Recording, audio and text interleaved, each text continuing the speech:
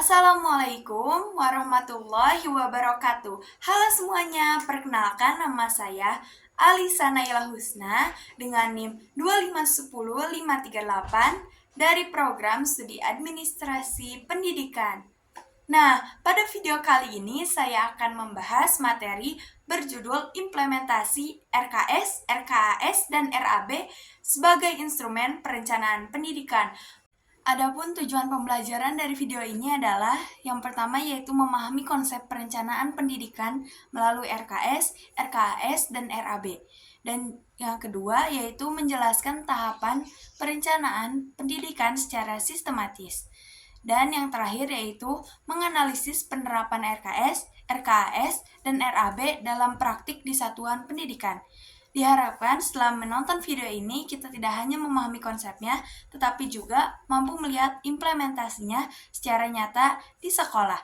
Perencanaan pendidikan merupakan proses sistematis untuk menentukan tujuan, strategi, serta penggunaan sumber daya pendidikan secara efektif dan efisien.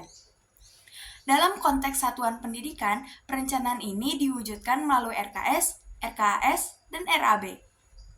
Baik, kita masuk ke tahap pertama, yaitu perencanaan pendidikan adalah analisis kebutuhan yang bisa disebut dengan needs assessment. Sekolah mengidentifikasi kondisi internal dan eksternal seperti jumlah peserta didik, ketersediaan guru dan tenaga pendidikan, sarana dan prasarana, capaian mutu pendidikan, dan juga hasil analisis ini menjadi dasar dalam penyusunan rencana kerja sekolah atau bisa disebut dengan RKS. Apa itu RKS? Nah, RKS itu merupakan dokumen perencanaan jangka menengah biasanya dilakukan selama 4 tahun yang memuat visi, misi, tujuan sekolah, dan juga program strategis peningkatan mutu sekolah. Nah, RKS ini berfungsi sebagai arah kebijakan utama sekolah. Semua kegiatan pendidikan harus mengacu pada RKS agar pelaksanaan program tetap konsisten dan terarah. Nah, selanjutnya yaitu penjabaran ke dalam RKS. Dari RKS, sekolah kemudian menyusun rencana kegiatan dan anggaran sekolah yang bisa disebut RKAS yang bersifat tahunan. Nah, RKS ini berisi program dan kegiatan prioritas, target capaian, indikator keberhasilan, dan juga estimasi pembiayaan.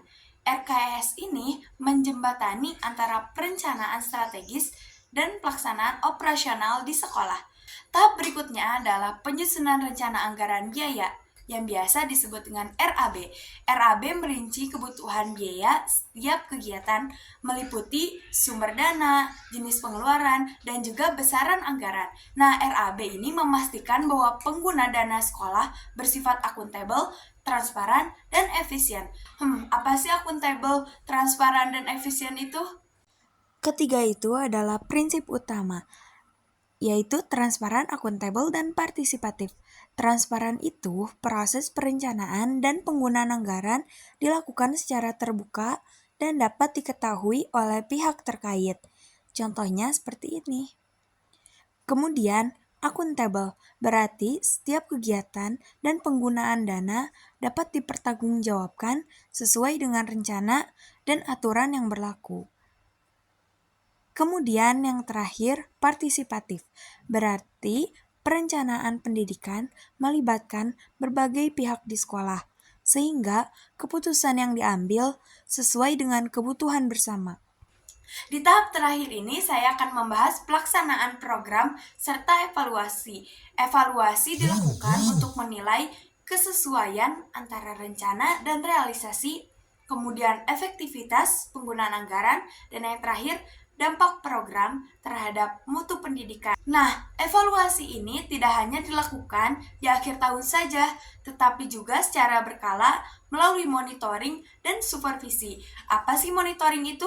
Monitoring ini membantu sekolah mengidentifikasi kendala sejak dini, sedangkan supervisi memastikan program berjalan sesuai standar mutu pendidikan. Nah, hasil evaluasi ini akan menjadi masukan untuk perencanaan periode berikutnya. Oke, sebagai contoh aplikatif, Di kehidupan sehari-hari, kita ambil kasus di sebuah SMP negeri. Sekolah tersebut menghadapi permasalahan rendahnya kemampuan literasi membaca siswa yang diketahui berdasarkan hasil asesmen sekolah. Dari data tersebut, terlihat bahwa minat baca siswa masih rendah dan kemampuan memahami bacaan belum mencapai target yang diharapkan. Nah, untuk mengatasi permasalahan tersebut, sekolah melakukan langkah-langkah perencanaan sebagai berikut. Pertama, analisis kebutuhan. Sekolah melakukan evaluasi diri melalui diskusi bersama guru dan tenaga kependidikan. Dari hasil analisis ini, ditemukan bahwa perpustakaan sekolah belum dimanfaatkan secara optimal nih, baik dari segi koleksi buku maupun penggunaannya. Selain itu, kegiatan literasi belum terprogram secara rutin, dan metode pembelajaran literasi ini di kelas masih terbatas. Hasil analisis ini menunjukkan bahwa sekolah membutuhkan program khusus untuk meningkatkan budaya literasi siswa. Nah, yang kedua yaitu penyusunan rencana kerja sekolah yang sudah dibahas di menit sebelumnya. Berdasarkan kebutuhan tersebut, sekolah menetapkan salah satu program strategis dalam RKS, yaitu peningkatan budaya literasi sekolah. Program ini dirancang sebagai perencanaan jangka menengah untuk meningkatkan minat baca siswa, mengembangkan kemampuan literasi, serta mengoptimalkan fungsi perpustakaan sekolah. Kemudian selanjutnya yaitu penjabaran program dalam RKAS. Program yang tercantum dalam RKS kemudian dijabarkan secara lebih rinci dalam rencana kegiatan dan anggaran sekolah atau bisa disebut RKAS yang bersifat tahunan. Dalam RKAS, program peningkatan budaya literasi diwujudkan melalui beberapa kegiatan nyata, seperti pengadaan buku bacaan yang sesuai dengan usia siswa, pelatihan guru terkait pembelajaran literasi, serta pelaksanaan program 15 menit membaca sebelum kegiatan pembelajaran dimulai. Dan yang keempat yaitu penyusunan rencana anggaran biaya atau RAB. Pada tahap ini, setiap kegiatan yang ada dalam RKAS dirinci kebutuhan biayanya secara detail. Misalnya, biaya untuk pengadaan buku bacaan, honor narasumber pelatihan guru, serta pengadaan media pendukung literasi seperti pojok baca di kelas. RAB ini disusun agar penggunaan anggaran menjadi lebih terarah, transparan, dan dapat dipertanggungjawabkan. Nah, secara sederhana hubungan antar RKS, RKAS, dan RAB dapat digambarkan sebagai alur bertingkat, yaitu RKS sebagai arah kebijakan, RKS sebagai rencana kegiatan tahunan, kemudian RAB sebagai rincian biaya, dan diakhiri dengan pelaksanaan program. Melalui contoh ini dapat disimpulkan bahwa perencanaan yang baik membantu sekolah fokus pada kebutuhan nyata dan mencegah penggunaan anggaran yang tidak tepat sasaran. Nah, dari contoh yang sudah saya jabarkan tadi, terlihat bahwa perencanaan yang baik membantu sekolah fokus pada kebutuhan nyata dan menghindari penggunaan anggaran yang tidak tepat sasaran. Sebagai kesimpulan, dari RKS, RKAS, dan RAB merupakan instrumen penting dalam perencanaan pendidikan yang saling berkaitan dan tidak dapat dipisahkan. RKS menjadi arah kebijakan, RKAS sebagai rencana operasional tahunan, dan RAB sebagai pengendali keuangan sekolah.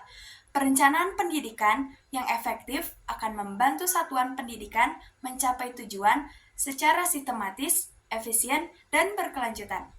Sebagai refleksi, mari kita renungkan, apakah perencanaan pendidikan di sekolah sudah benar-benar disusun berdasarkan kebutuhan nyata atau hanya sekedar memenuhi administrasi? Nah, itu dia penjelasan singkat tentang RKS, RKAS, dan RAB dari saya. Terima kasih atas perhatiannya. Wassalamualaikum warahmatullahi wabarakatuh.